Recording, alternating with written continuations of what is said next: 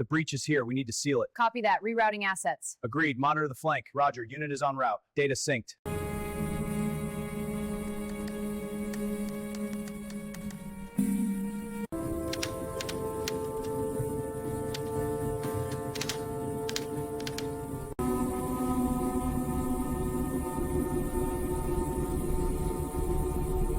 America's elite forces, behind the scenes with SEAL commanders.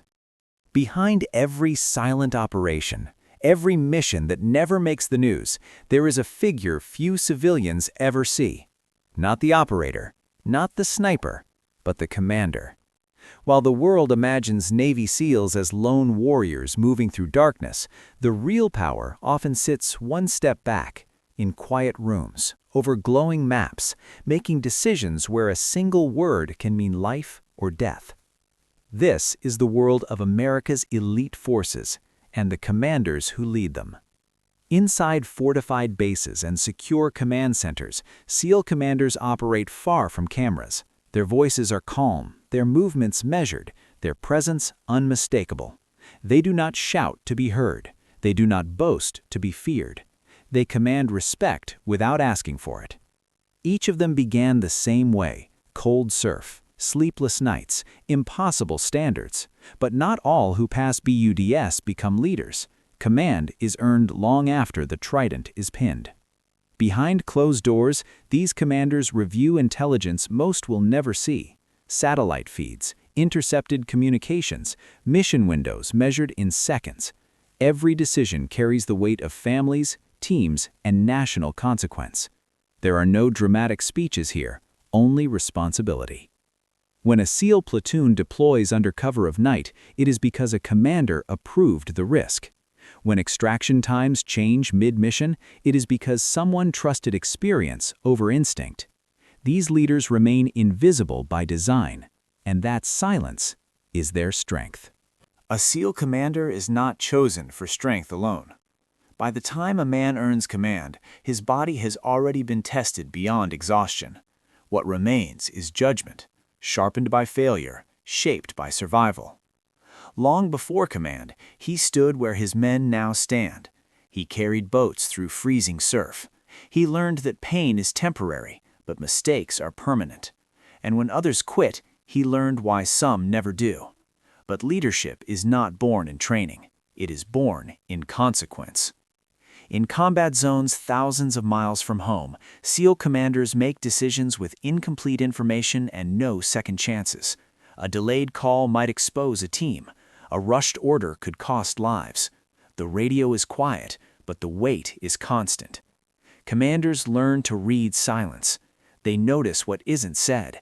They recognize patterns before others see danger. Experience teaches them that the enemy adapts and hesitation kills. Inside command centers, time compresses. Screens glow with moving icons representing real people. A single green marker turning red can change everything. And yet, commanders remain steady. They speak slowly. They ask precise questions.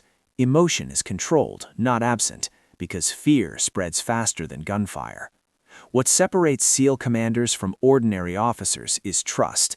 Their teams trust that orders are not reckless, that risks are calculated, that no life is treated lightly. Many commanders carry invisible scars, decisions replayed in quiet moments, men brought home, men who didn't return. No medals reflect those memories. And still, when the next mission comes, they step forward. Not because they are fearless, but because leadership demands it. This is the unseen crucible where SEAL commanders are forged, not in glory, but in responsibility. When the mission begins, the commander does not move with the team. He remains behind. In a secured operations room, far from the target, SEAL commanders stand watch over screens that show fragments of a battlefield, grainy drone feeds, fading satellite signals, voices breaking through static. This is where chaos is controlled. Every update matters. A delayed transmission, a change in weather, an unexpected heat signature. Commanders process it all in real time, filtering noise from threat. They do not panic when plans shift, because plans always shift. A helicopter may be forced to reroute, an extraction window may shrink, an enemy patrol may appear where intelligence said nothing existed. In these moments, the commander becomes the anchor. His voice is the calm that steadies the team. He adjusts timelines, reallocates assets, and weighs risk with cold precision. Not every threat requires action. Not every action improves survival. Sometimes the hardest order is restraint. Commanders watch as operators breach doors, clear rooms, and move deeper into danger. Every movement is tracked. Every heartbeat feels personal. And yet, they cannot interfere unless necessary. Micromanagement kills initiative. Trust keeps teams alive. Commanders rely on the training they helped shape, on instincts they once lived by themselves. They know when to step in and when to let the operators do what they were trained to do. The radio falls silent at times. Those moments stretch. Commanders wait, not moving, not speaking, counting seconds without looking at the clock. Then a voice returns. Objective secure. Team moving to extraction. Only then does tension release, quietly, without celebration, because the mission is never truly over until everyone is home. This is command during combat, invisible, relentless, and unforgiving. When the mission ends, the operators return to their teams. The commander stays behind.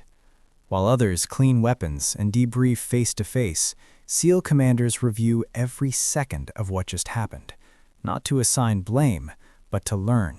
Because in their world, learning is survival. They watch footage again and again. A pause at a doorway, a split-second decision, a moment where luck and preparation met. Every detail matters. There is no cheering in the command room, only quiet acknowledgement. The true weight of command is not felt during the mission, it comes afterward, when the adrenaline fades, when the screens go dark, when the responsibility settles in. Commanders carry the outcomes with them. If a mission succeeds, the credit belongs to the team. If it fails, the responsibility belongs to the commander. That rule is unspoken, but absolute. Great SEAL commanders measure success differently, not by headlines or medals, but by one simple standard. Did everyone come home? They fight battles few ever see: political pressure, conflicting intelligence, limited windows, decisions that must satisfy both strategy and humanity. And yet, they remain unseen by design. Because America's elite forces do not need famous leaders. They need steady ones. Men who lead without ego, who speak without raising their voice, who understand that authority is not worn, it is carried. Behind every successful operation is a commander who accepted the burden long before the first helicopter lifted off. This is united war, and these are America's elite forces, not just the warriors in the shadows, but the commanders who stand behind them, carrying the heaviest weight of all.